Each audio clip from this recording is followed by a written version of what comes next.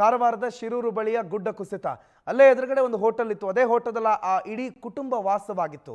ಆ ಹೋಟೆಲ್ನಲ್ಲಿದ್ದಂಥ ಅರ್ಥಾತ್ ಆ ಕುಟುಂಬ ಮತ್ತು ಹೋಟೆಲ್ಗೆ ಬಂದಂಥ ಜನ ಅವರೆಲ್ಲರೂ ಕೂಡ ಈ ಗುಡ್ಡ ಕುಸಿತಕ್ಕೆ ಸಿಲುಕಿ ಪ್ರಾಣ ಕಳೆದುಕೊಂಡಿದ್ದಾರೆ. ಹಾಗಾದ್ರೆ ಮೊದಲು ಹೇಗಿತ್ತದು? ಪವರ್ ಟಿವಿಯಲ್ಲಿದೆ ಆ ಹೋಟೆಲ್ನ ಎಕ್ಸ್ಕ್ಲೂಸಿವ್ ಫೋಟೋಗಳು. ಯಾವ ಹೋಟೆಲ್ ಗುಡ್ಡ ಕುಸಿತದಿಂದ ಸಂಪೂರ್ಣ ಮಣ್ಣಿನ ಅಡಿ ನೆಲಸಮ ಆಗಿದೆಯೋ ಆ ಹೋಟೆಲ್ ಮೊದಲೇಗಿತ್ತು ಅನ್ನುವಂಥ ದೃಶ್ಯವನ್ನ ನಿಮ್ಮ ಮುಂದೆ ನಾವು ಇಡ್ತೀವಿ. ಲಕ್ಷ್ಮಣ್ ನಾಯ್ಕ್ ಅನ್ನೋರು ನಡೆಸ್ತಾ ಇದ್ದಂಥ ಹೋಟೆಲ್. ಲಕ್ಷ್ಮಣ್ ನಾಯ್ಕ್ ಅವರ ಕುಟುಂಬಸ್ಥರು ಅದೇ ಹೋಟೆಲ್ನಲ್ಲಿ ಮನೆಯನ್ನಾಗಿ ಮಾರ್ಪಾಡು ಮಾಡಿಕೊಂಡಿದ್ರು. ಗಂಗಾವಳಿ ನದಿ ದಡದಲ್ಲೇ ಆ ಹೋಟೆಲ್ ಇತ್ತು. ಆ ಮಾರ್ಗದಲ್ಲಿ ಪ್ರಯಾಣ ಬೆಳೆಸೋರಿಗೆ ವಿಶಾಲವಾದಂಥ ಪಾರ್ಕಿಂಗ್ ಜಾಗ ಇತ್ತು. ಇವರ ಹೋಟೆಲ್ ಇರೋ ಜಾಗದಲ್ಲಿಯೇ ಡಬಲ್ ಲೈನ್ 2 ಲೇನ್ ಇದೆ. ಅದಾದಮೇಲೆ ಅದು ಸಿಂಗಲ್ ಲೇನ್ ಆಗುತ್ತೆ. ಹಾಗಾಗಿ 2 ಲೇನ್ ಇರೋದ್ರಿಂದ ವಾಹನಗಳ ನಿಲ್ಲಿಸುವಿಕೆಗೂ ಕೂಡ ಅವಕಾಶ ಇತ್ತು. ಅಪ್ಪು ಫೋಟೋ ಇದೆ ಹೊರಗಡೆ. ಒಂದಿಷ್ಟು ಆಧುನೀಕರಣ ಮಾಡ್ಕೊಂಡಿದ್ದಾರೆ. ನಾರ್ಮಲ್ ನೀವು ರೋಡ್ ಸೈಡ್ ಹೋಟೆಲ್ ಅಂತಂದರೆ ಟರ್ಪಲ್ ಹಾಸ್ಕೊಂಡಿರುವಂಥ ಹೋಟೆಲ್ ಅಲ್ಲ. ಮನೆ ಕೂಡ ಅದೇ ಆಗಿರೋದ್ರಿಂದ, ಹೋಟೆಲ್ ಮತ್ತು ಮನೆ ಒಟ್ಟಿಗೆ ಇರೋದ್ರಿಂದ ಆ ಹೋಟೆಲ್ ಇಷ್ಟು ಚಂದವಾಗಿತ್ತು. ಎದುರುಗಡೆ ಜಾಗ ಇತ್ತು, ಅಕ್ಕಪಕ್ಕದಲ್ಲಿ ಜಾಗ ಇತ್ತು. ಅತ್ಯಧಿಕ ವಾಹನಗಳು ನಿಲ್ಲಿಸ್ತಾ ಇದ್ರು.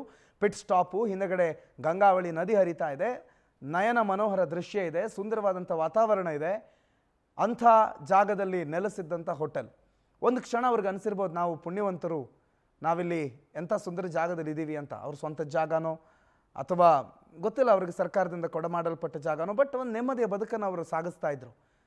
ತನ್ನದೇ ಆದಂಥ ಹೋಟೆಲ್ ಅದನ್ನು ನಿರ್ಮಾಣ ಮಾಡ್ಕೊಂಡಿದ್ರು. ಆ ಹೋಟೆಲ್ನಲ್ಲಿ ಬಂದವರ ಹಸುವನ್ನು ನೀಗಿಸ್ಕೊಂಡು ಅವ್ರಿಗೆ ಪ್ರೀತಿ ಕೊಟ್ಟು ತಮ್ಮ ಜೀವನವನ್ನು ನಡೆಸ್ಕೊಂಡಿದ್ರು. ಯಾರಿಗೇನು ಅನ್ಯಾಯ ಮಾಡ್ದಂಗೆ ಇಲ್ಲ ಈ ಲಕ್ಷ್ಮಣ್ ನಾಯ್ಕ್ ಅವರ ಕುಟುಂಬ. ಅವ್ರ ಮನೇಲಿ ಒಂದು ನಾಯಿ ಅದೇ ಹೋಟೆಲಲ್ಲಿ ಇತ್ತಂತೆ. ಇದೇ ಹೋಟೆಲ್ನಲ್ಲೇ ಇತ್ತು ಆ ನಾಯಿ. ಪ್ರತಿದಿನ ಇಲ್ಲೇ ಇತ್ತು, ಇವ್ರ ಮನೆಯಲ್ಲೇ ಇತ್ತು. ಬಟ್ ಆ ಹೋಟೆಲ್ ಈಗ ಈ ರೀತಿ ಇಲ್ಲ. ಆ ಜಾಗವೇ ಈ ರೀತಿ ಇಲ್ಲ.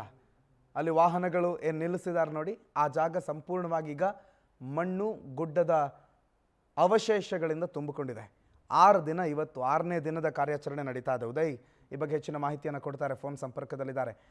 ಉದಯ್, ಆ ಹೋಟೆಲ್ನ ದೃಶ್ಯಗಳನ್ನು ನೋಡಿದಾಗ ಒಂದು ಕಡೆ ಬೇಸರ ಆಗುತ್ತೆ. ಯಾಕಂದರೆ ಹೋಟೆಲ್ ಬಹಳ ಸುಂದರವಾಗಿತ್ತು, ಒಳ್ಳೆ ಜಾಗ ಇತ್ತು, ಒಳ್ಳೆ ಅವಕಾಶ ಇತ್ತು, ಮತ್ತು ಈ ಕುಟುಂಬ ಬಹಳ ಚೆನ್ನಾಗಿ ಇಲ್ಲಿ ಜೀವನವನ್ನು ನಡೆಸ್ಕೊಂಡು ಹೋಗ್ತಾ ಇತ್ತು. ಆ ಹೋಟೆಲ್ನ ಎಕ್ಸ್ಕ್ಲೂಸಿವ್ ದೃಶ್ಯಗಳು ಮತ್ತು ಈ ಕ್ಷಣದ ಅಪ್ಡೇಟ್ಸ್ ಏನಿದೆ ಆ ಶಿರೂರಿನ ಗುಡ್ಡ ಕುಸಿತ ಪ್ರಕರಣಕ್ಕೆ ಸಂಬಂಧಪಟ್ಟಂತೆ?